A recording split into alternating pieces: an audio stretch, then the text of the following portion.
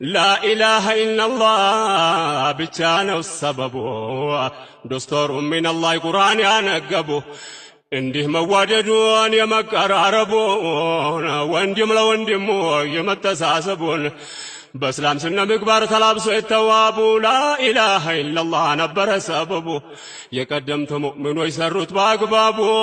አሕመድ በጁምዓ ሌሊትና ቀን ሰላዋት ማብዛት ሰላዋት ትልቅ ደረጃ አለው ወንድሞች ጭንቀት አለብህ ሰላዋት አብዛ አንደኛ በነብዩ ላይ ሰላዋት ምናወርደው